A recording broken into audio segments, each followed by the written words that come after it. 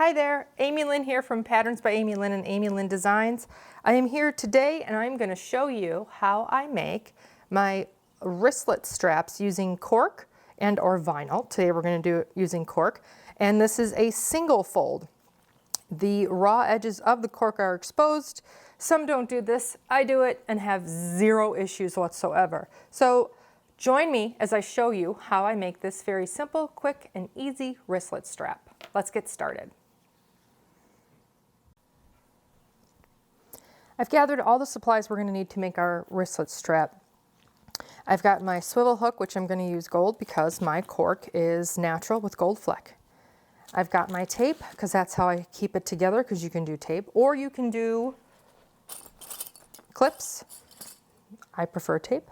And then you need your marker and you need your ruler. So what you want to do first is you want to mark this. It's going to be a 5/8 inch swivel hook, so you're going to mark it halfway, which is, this is cut at 1.25 because that's double, because it's a single fold. Yes, it's single, but you double. Yeah, anyway. Single fold, because you're only going to fold it one time. That's it, just to the middle. That's it. We're not going to fold it in half again. That would be a double fold. So this one's a single fold. We're going to mark it down the center, right down the center, which would be at 5/8 of an inch. And since I am a little retentive, we need to be pretty exact. There we go. We've got our mark. And now what we want to do is take our tape. We're going to run our tape on both sides of this line. Now I have two different tapes here. This is repositionable. This is by Tandy Leather, and this is permanent by Tandy Leather. I like them both. I like the stickier stuff, and I run on a industrial sewing machine. It's a DDL 8700 by Juki. If you're using a domestic, you can probably get away with this one. I would also suggest trying the score tape you can get on Amazon. That works well as well, I should say. That works just as well, I suppose. The domestic doesn't hate it as much as it hates the permanent. It just gets really, really sticky on the needle. If you do find that and you're using if you're using an industrial machine, I would suggest using some alcohol and wipe off the needle periodically. That helps to prevent the skip stitches. So I have my tape already open, tucked out of the way here. What I'm going to do, I'm using the 3/8 of an inch wide, which is the 10 millimeter. And I'm just going to run it down both sides of the mark we made. I don't want to cover up that mark because I want to be able to see, and I only want to pull off the tape on one side at a time. Do, do, do, do, do.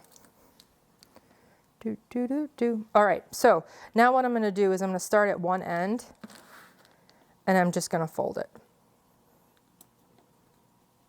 keeping this side that I started on as even with the edge as I can.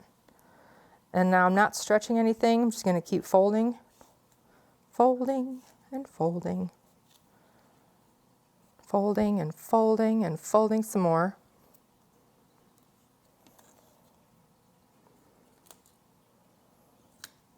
And then what I want to do, spin it around, and I'm going to do it on this side.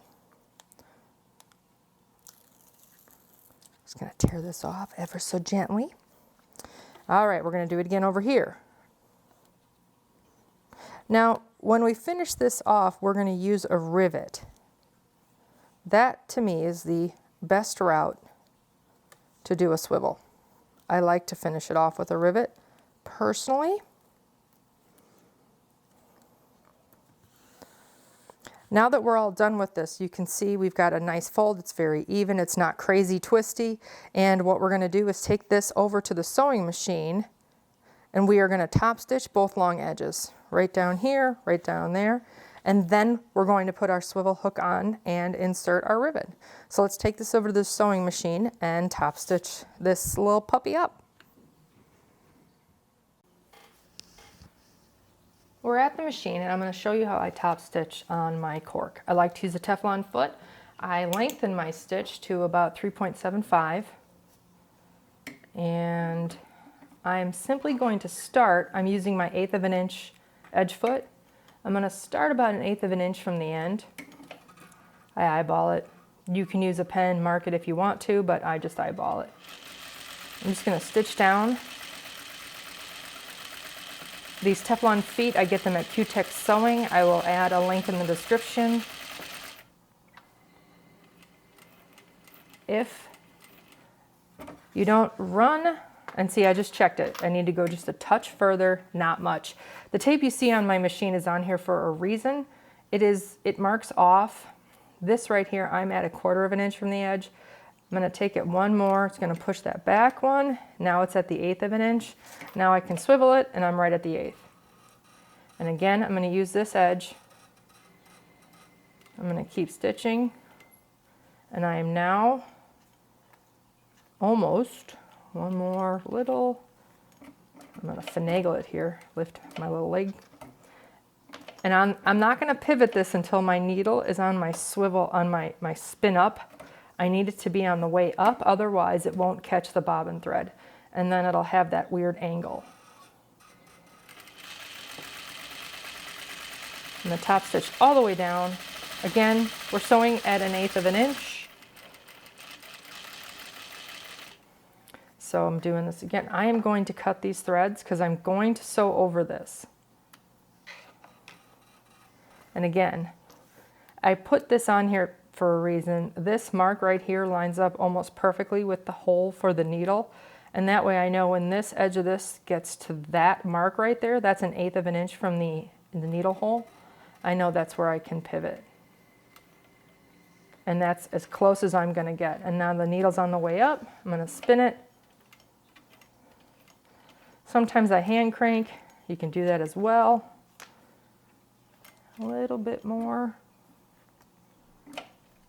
Right there. And if I want to, I can lift the foot, perfectly land in the hole that I started in, spin it, and now I know that if I go this way, I'm gonna end up in that hole again.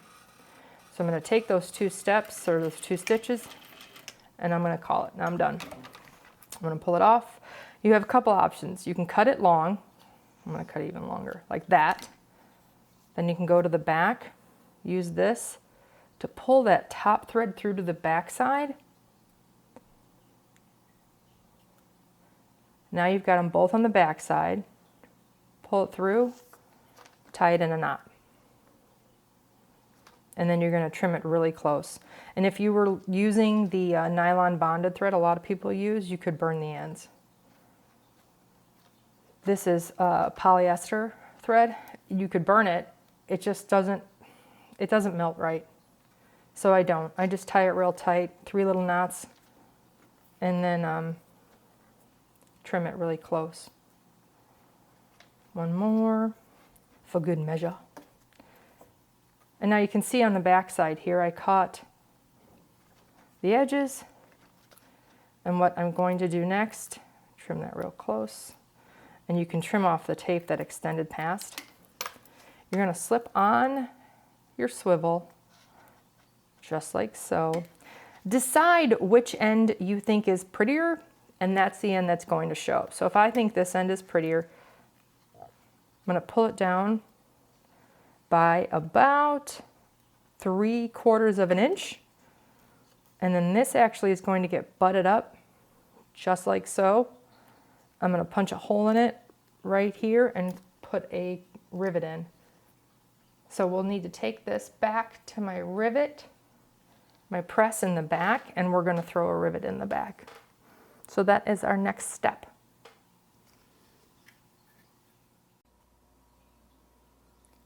So we're ready to put our rivet in our wristlet strap. That's how we're going to secure this one. And I have the Tandy press. I believe it's called the Craft Tool press. This is the one I use. This is the die for the medium-sized rivets. The medium-sized double cap rivet is 5/16. That's the post, or 8 millimeters. So I find that I often use the 8 millimeter length. I've already made the hole through all 3 of these, and you can see that it just barely pokes through. That's all you want. I think it's like, I want to say that's about 2 millimeters through. That's it. You want to slap your cap on there. Really doesn't matter which side this goes on. Now when I use my press, I know they show on the videos for this particular press that they put this part on the base. This part moves. It's what crushes it, right? What I don't like is it's not secure. So when I put this on here, it's kind of all wobbly and stuff. I don't like that. So I put this part, I put this part up here. I don't tighten it with anything but my hand because I'm constantly switching these out. And then I put the stable one at the base. This has a rubber damper on it, which helps to absorb this when it smooshes on it, so I don't get a nasty ring around where the rivet was. So now all I have to do is put this in here. See, it's nice, it's secure. I just press. I hear it. It presses once. I press it again. I hear it that second time. I can feel it as well. It's almost like a crushing. That's what you want. You want it to be crushed. You can see that it's got a nice little indent on there, and it's good to go. So that is how I do my single fold wristlet straps. I like to use the rivets on it. I'll even do it when I do a cloth wristlet strap. I'll do a rivet on there as well. I just like the way rivets look. I think they add a little something to what you're doing. So if you're interested in getting a press, I highly recommend the Tandy press. I really, really like it. So that is how I would finish this off, and that will conclude the tutorial on how I would do a single fold cork wristlet strap. Thanks so much for joining me. Until next time, I'll talk to you guys later. Thanks so much.